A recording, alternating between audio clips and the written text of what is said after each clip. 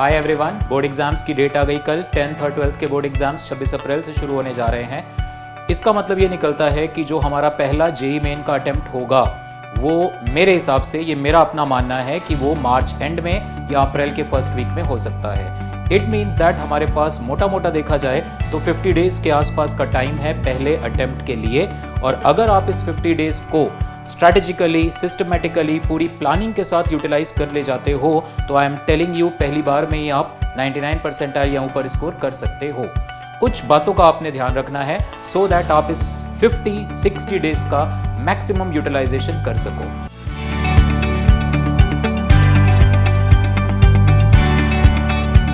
सबसे पहली बात, थोड़ा सा कैलकुलेशंस पे जाते हैं। अगर मैं मान के चलूं कि 50 डेज का टाइम है तो 50 डेज में पर डे अगर आप 9 आवर्स की सेल्फ स्टडी कर रहे हो, ये 9 आवर्स की सेल्फ स्टडी मैं आपके कोचिंग के टाइम या आपके जो मॉक टेस्ट अटेम्प्ट कर रहे हो उससे अलग मान के चल रहा हूँ 9 आवर्स, क्योंकि मेरा या किसी भी टीचर का ये मानना है कि जब आप कोई क्लासेस अटेंड करते हो दैट इज ओनली 20%, 80% होती है बेटे आपकी अपनी सेल्फ स्टडी।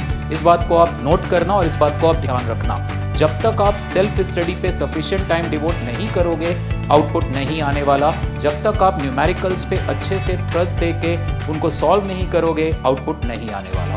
तो अगर हम ये मान के चलें कि हमारे पास 50 डेज का टाइम है, 9 आवर्स की आप सेल्फ स्टडी कर रहे हो, तो रफली we have 450 hours of time. Physics, chemistry, maths 30 chapters अगर मैं रफली मान के चलूँ हर एक सब्जेक्ट में 90 चैप्टर्स 450 आवर्स, तो आप देख लो आपको 5 आवर्स का टाइम मिल रहा है।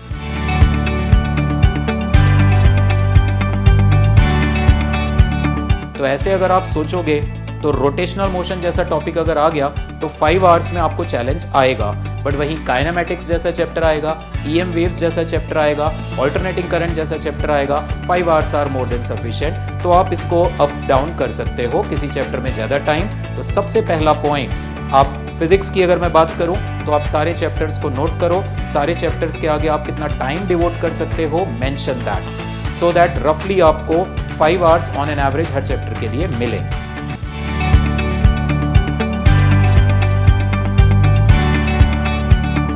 अब इन 5 आवर्स में आपने करना क्या है? इन 5 आवर्स में आपको ऑन एन एवरेज 2 से 2.5 घंटा तो लगेगा पूरे 2 साल में आपने जो पढ़ा है उसको रिवाइज करने में उस चैप्टर के लिए।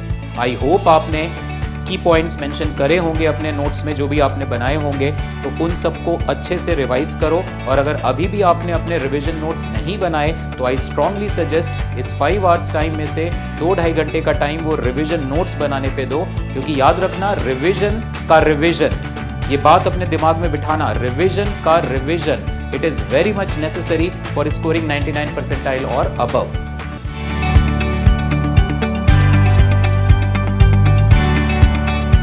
तो आपने वो जो 2-2.5 घंटे का टाइम डिवोट करा नोट्स थोड़े से बनाने में, वो नोट्स आपके पहली बात तो की पॉइंट्स के साथ होने चाहिए। फॉर एग्जाम्पल टॉपलिंग हो रही है तो टॉपलिंग होती है तो अच्छा नॉर्मल फोर्स कॉर्नर पे आ जाता है, इस तरह के छोटे छोटे की points. For example escape velocity, तो एस्केप वेलोसिटी का आप बस फॉर्मूला मत रटो √2gm/r, आप वहां पे की पॉइंट्स में लिखो कि for escape velocity kinetic energy plus potential energy must be greater than और इक्वल टू 0।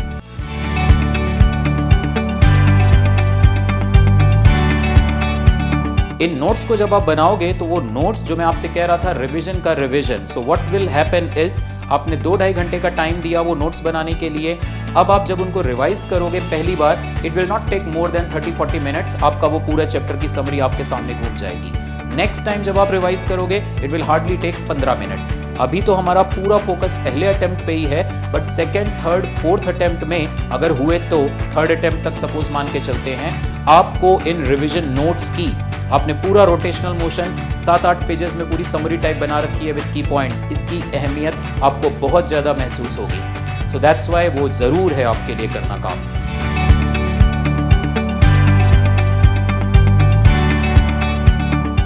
दूसरा आपके दिमाग में ये पॉइंट आता है कि क्या हम कोई चैप्टर छोड़ सकते हैं? सर शॉर्ट टाइम है, आपने कहा 9 घंटे की सेल्फ स्टडी करो, हमसे तो नहीं हो पाती, हम तो नहीं कर पाते, क्या कुछ चैप्टर्स को छोड़ दें? The answer is big no. आप किसी भी चैप्टर को इग्नोर मत करो मेरे हिसाब से, क्योंकि आपने कोई चैप्टर इग्नोर कर दिया, लेट से आपने centre of mass collision ignore कर दिया और उससे बहुत बेसिक सा क्वेश्चन आ गया, क्योंकि ऐसा होता है किसी चैप्टर से कोई क्वेश्चन बिल्कुल बेसिक सा होगा और किसी चैप्टर से आपने कहा यार ग्रेविटेशन तो मुझे बड़ा आसान लगता है, पता चला ग्रेविटेशन लास्ट ईयर में 21 में 20 में ऐसे कई क्वेश्चंस हैं जहां पे कैलकुलेशंस लेंदी थी। तो इसलिए किसी भी चैप्टर को आपने इग्नोर नहीं करना, आपको एटलीस्ट हर चैप्टर के बेसिक कंसेप्ट्स तो पता होने चाहिए, सो दैट अगर उन बेसिक कंसेप्ट से रिलेटेड कोई क्वेश्चन आया तो वो इग्नोर बिल्कुल नहीं होना चाहिए।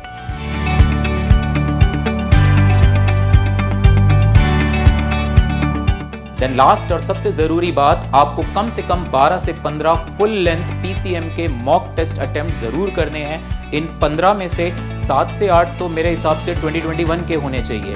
आप 2021 के कुछ पेपर सिलेक्ट करके रख लो, या आपका इंस्टीट्यूट अगर ऑर्गेनाइज करा रहा है तो that is the best part. तो वो 7 से 8 फुल सिलेबस वाले जो पिछले साल के हैं वो करने हैं, इसके अलावा 7-8 और इस पे मेरा एक स्ट्रॉन्ग सजेशन है आपको कि अगर आप 15 फुल सिलेबस टेस्ट अटेम्प्ट कर रहे हो तो पहले 5-6 में आप खेलो, आप स्ट्रैटेजी बनाओ अपनी। आप कभी केमिस्ट्री पहले शुरू कर लो, कभी फिजिक्स पहले शुरू कर लो, कभी मैथ्स पहले शुरू कर लो। 5, 6, 7, 8 टेस्ट आप अपनी स्ट्रैटेजी बनाओ, क्योंकि I am telling you strategy बहुत ज्यादा मैटर करेगी। It can be a game changer during the exam time.